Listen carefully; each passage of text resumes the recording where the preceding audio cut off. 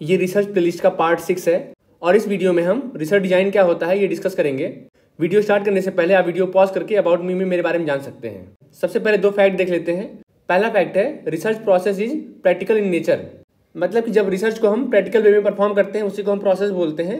इसीलिए हमने यहाँ पे लिखा है कि रिसर्च प्रोसेस प्रैक्टिकल होता है नेचर में, उसको हम रियल लाइफ में परफॉर्म करते हैं। सेकंड फैक्ट है research design is theoretical in nature, मतलब कि रिसर्च डिजाइन थ्योरेटिकल होता है नेचर में। अभी हमें आगे समझ में आ जाएगा कि कैसे रिसर्च डिजाइन थ्योरेटिकल होता है नेचर में और कैसे रिसर्च प्रोसेस प्रैक्टिकल होता है नेचर में। थ्योरेटिकल का मतलब होता है उसको हम कॉपी पेन पे परफॉर्म करते हैं, इसलिए मैंने यहाँ पे लिखा है research design is theoretical in nature. So अब जानते हैं रिसर्च डिजाइन होता क्या है।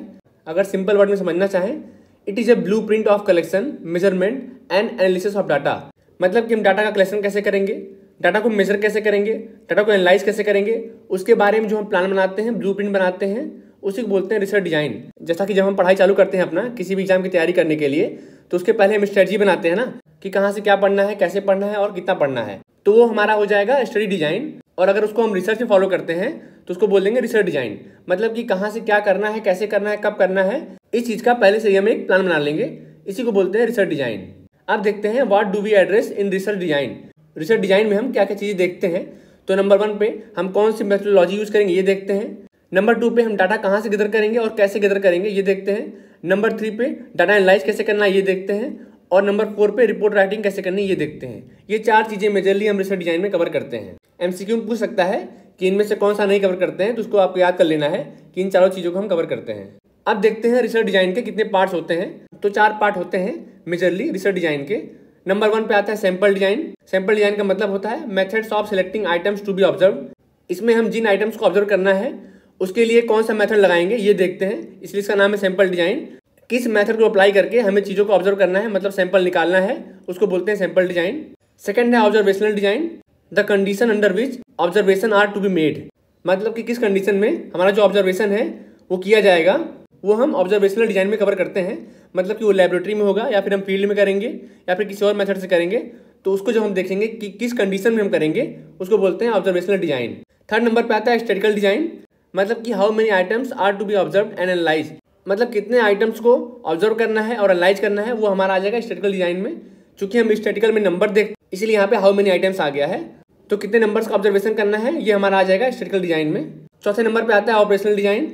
इसका मतलब होता है techniques through which the above mentioned design can be carried out. जो हमने अभी 3 डिजाइन देखा उनको किस टेक्निक के थ्रू परफॉर्म करना है उसको बोलते हैं ऑपरेशनल डिजाइन। मतलब कि इसमें टेक्निक डिसाइड होती है कि किस टेक्निक के थ्रू सारे प्रोसेस को फॉलो करना है। इसमें से क्वेश्चन पूछ सकता है कि सैंपल डिजाइन क्या होता है, ऑब्जर्वेशनल डिजाइन क्या होता है, या फिर स्टैटिकल डिजाइन क्या होता है, या फिर ऑपरेशनल डिजाइन क्या होता है। तो आपको समझ लेना है सिंपल वर्ड में कि ये क्या होते हैं। नेक्स्ट मूव करते हैं वेरियस रिसर्च डिजाइन पे। कितने टाइप की रिसर्च डिजाइन होती है, हालांकि होती तो बहुत सारी हैं, बट जो बहुत इंपॉर्टेंट है उसको यहाँ पे मैंने मेंशन कर दिया है। सो नंबर 1 पे आता है एक्सप्लोरेटरी रिसर्च और फॉर्मुलेटिव रिसर्च। मैंने जब टाइप ऑफ रिसर्च पढ़ाया था वहाँ भी मैंने डिस्कस किया था इसको। आज थोड़ा अलग वे में डिस्कस करेंगे, कैसे एमसीक्यू पूछता है उस वे में। सो इसमें क्या करते हैं, हम ये ढूंढने का प्रयास करते हैं व्हाट इज इट, मतलब कि कोई भी चीज़ है अगर उसके बारे में हमें जानना है कि ये क्या होता है क्या है, तो हम यूज करेंगे एक्सप्लोरेटरी रिसर्च का या फिर फॉर्मुलेटिव रिसर्च का। सो ये फोकस करता है जानने में कि वो चीज़ क्या है। इसका मेन पर्पस क्या होता है, 2 मेन पर्पस है इसके। पहला है to formulate a problem for more precise investigation, मतलब कि प्रिसाइज एकदम बारीक इन्वेस्टिगेशन के लिए एक प्रॉब्लम को फॉर्मुलेट करना। सेकंड पर्पस है इसका to develop a working hypothesis from an operational point of view, ऐसा वर्किंग हाइपोथेसिस हमें बनाना है जिससे उसको हम रिसर्च में काम में ला सकें।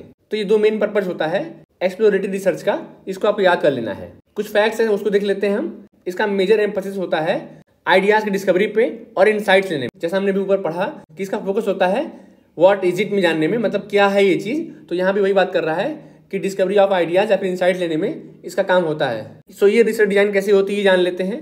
It is flexible in nature, मतलब इसको हम बदल सकते हैं अपने अकॉर्डिंग। अगर हमारा रिसर्च सही से नहीं जा रहा है तो उसको हम चेंज भी कर सकते हैं। ये फाइंडिंग ओरिएंटेड होता है, मतलब कि कुछ हम ढूंढने का प्रयास करते हैं और नॉन प्रोबेबिलिटी सैम्पलिंग यूज करते हैं।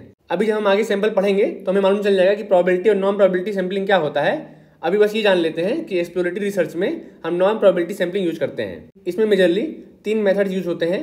पहला है लिटरेचर रिव्यू, दूसरा है एक्सपीरियंस सर्वे और तीसरा है analysis of insights simulating problem. तो लिटरेचर रिव्यू आप जानते ही क्या होता है, मतलब बुक्स को पढ़ना, बहुत सारी बुक्स को पढ़ना, उसी को बोलते हैं लिटरेचर रिव्यू।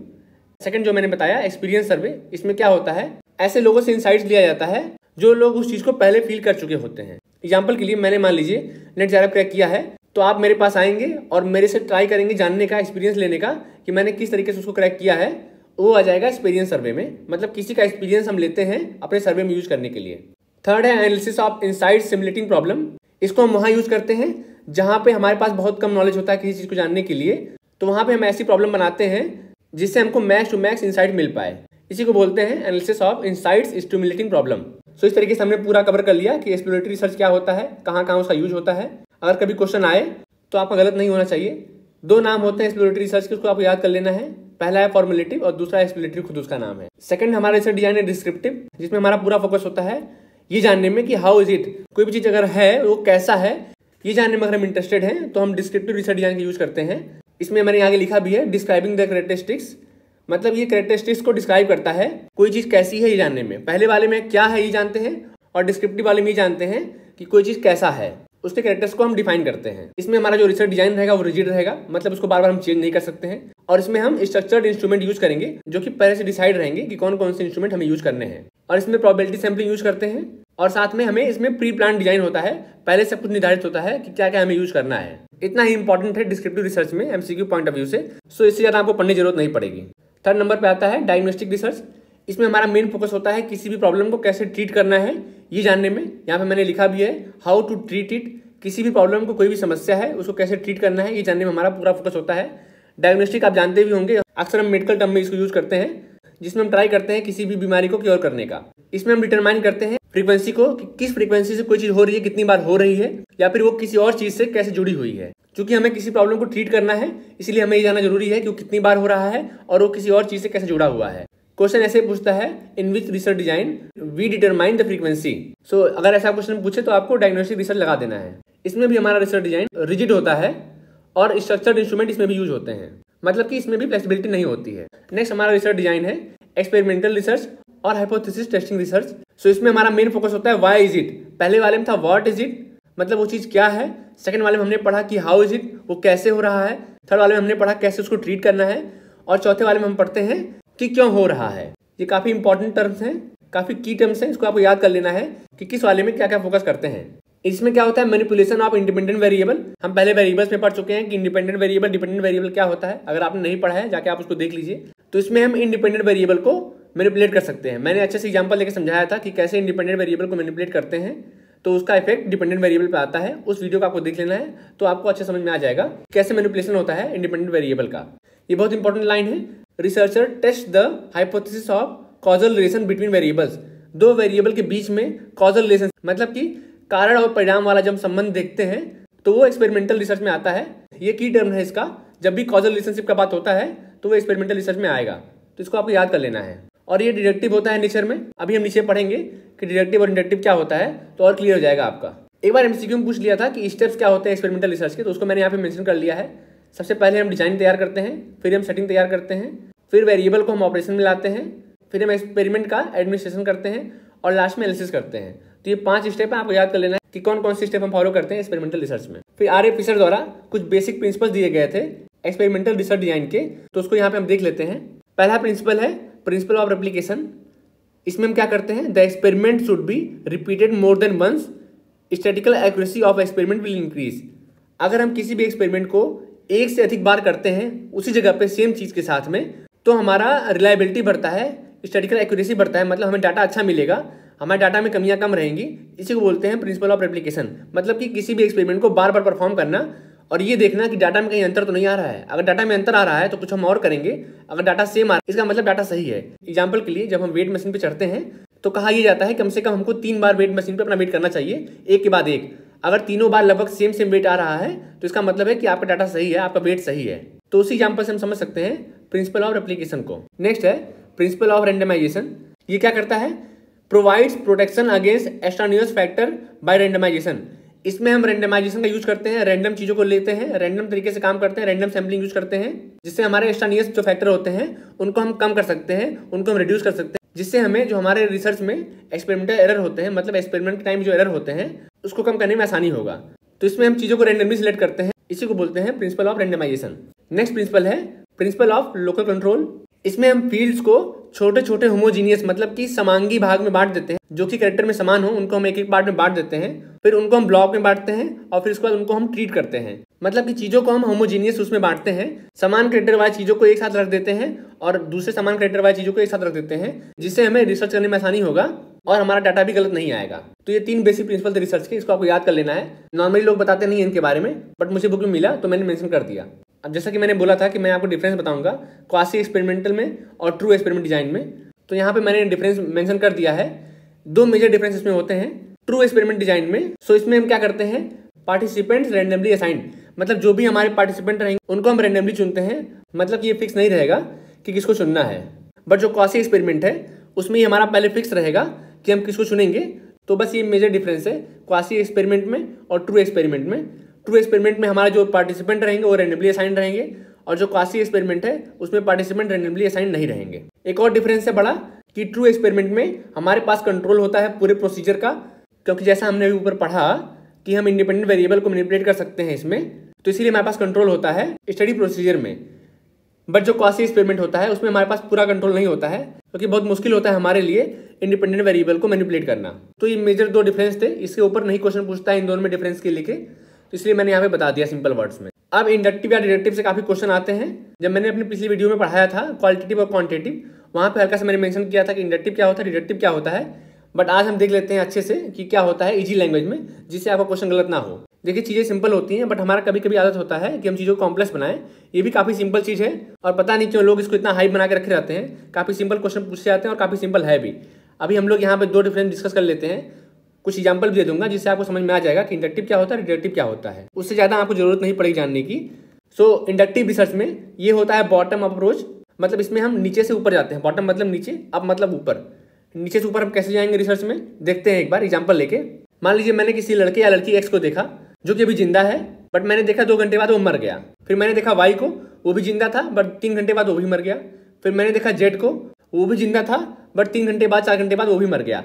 तो मैं ये देख रहा हूँ जो इंसान होते हैं, जो एक्स वाई जेड था वो इंसान थे और वो कुछ समय बाद मर जा रहे हैं। तो इस तरीके से हम देखेंगे एक एक इंडिविजुअल को देखते देखते हम ये जानेंगे कि इंसान मरणशील होता है। तो ऐसे हम जब बहुत सारे इंडिविजुअल देख लेते हैं और ये जान लेते हैं वो मर रहे हैं, तो हम एक थ्योरी बनाएंगे कि मनुष्य मरणशील प्राणी होता है। इसमें क्या हुआ, बॉटम अप कैसे हुआ।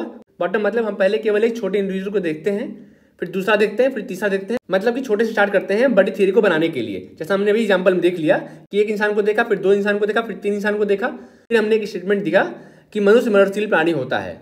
ये होता है इंडक्टिव रिसर्च। सबसे इंपॉर्टेंट यही था और सबसे इजी यही था, और क्वेश्चन भी इसमें ऐसे ही पूछता है। सेकंड इसका इंपॉर्टेंट लाइन है डेवलप्स थियरी फ्रॉम ऑब्जर्वेशन। तो हमने भी जैसे देखा कि हम ऑब्जर्व ही करते हैं दूसरे बंदे को कि क्या हो रहा है उसके साथ में, उस हिसाब से हम थ्योरी बनाते हैं। इसलिए यहाँ पे लिखा हुआ है इसमें जो थ्योरी डेवलप की जाती है वो मेजरली ऑब्जर्वेशन के थ्रू होती है। अब इसी का अपोजिट है डिडक्टिव, उसमें भी देख लेते हैं क्या चीज है। ये होता है टॉप डाउन अप्रोच, मतलब इसमें हम ऊपर से नीचे आते हैं। सेम वही एग्जांपल लेते हैं, मान लीजिए इसमें बस उल्टा कर देंगे। इसमें हम कहीं पढ़ लेंगे कि मनुष्य मरणशील होता है, तो इसमें क्या करेंगे, पहले हम ये पढ़ लेंगे कि मनुष्य मरणशील होता है। जो कि हमें पता है कि मनुष्य मरणशील होता है, बस उसको हम चेक करने जा रहे हैं, टेस्टिंग करने जा रहे हैं हाइपोथेसिस का। तो अब हम देखेंगे लोगों को मरते हुए। अगर हमने देख लिया कि हाँ लोग मर रहे हैं, इसका मतलब हमारी थ्योरी प्रूफ हो गई, मनुष्य मरणशील प्राणी होता है। इसमें अंतर ये था कि हम पहले थ्योरी जान गए थे, उसके बाद हम ऑब्जर्व करने जा रहे थे। उसमें अंतर क्या था, हमको थ्योरी नहीं पता थी, पहले हम ऑब्जर्व करते हैं फिर हम थ्योरी बनाते हैं। शायद आपको समझ में आ गया होगा इस एग्जांपल से, काफी इजी, अगर आप समझना चाहेंगे तो इजीली समझ लेंगे। सो इंडक्टिव में हमने पढ़ा था कि डेवलप्स थ्योरी फ्रॉम ऑब्जर्वेशन। इसमें होता है टेस्ट थियरीज थ्रू ऑब्जर्वेशन, मतलब इसमें हम थ्योरी को टेस्ट करते हैं। थ्योरी हमको पहले से पता होती है, बस उसको हमको टेस्ट करना होता है।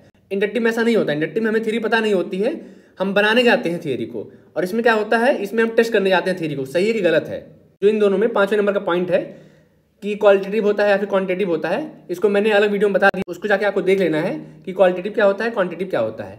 अभी इतना जान लीजिए कि इंडक्टिव रिसर्च क्वालिटेटिव में यूज होता है और डिडक्टिव रिसर्च क्वांटिटेटिव में यूज होता है। फिर कुछ फैक्ट्स हैं, उतने इंपॉर्टेंट नहीं है, बट मैंने यहाँ पे मेंशन कर दिया है, बुक में दिया हुआ था। एक्सपेरिमेंटल रिसर्च से रिलेटेड, तो एक्सपेरिमेंटल रिसर्च 2 टाइप की होती हैं, फॉर्मल और नॉन फॉर्मल। फॉर्मल में भी कई पार्ट आते हैं, completely random, randomised block, Latin square और फैक्टोरियल डिजाइन। नॉन फॉर्मल में आते हैं before and after without control, before and after with control और आफ्टर ओनली विद कंट्रोल। सो इसको हम डीप में नहीं जानेंगे, ये उतना इंपॉर्टेंट भी नहीं है, बस जान लेना है आपको बेसिक में कि किसमें क्या क्या आता है। उतना क्वेश्चन कभी पूछा भी नहीं है, इसलिए मैंने यहाँ पे बस मेंशन कर दिया। 2 और फैक्ट्स है, उसको यहाँ पे देख लेते हैं।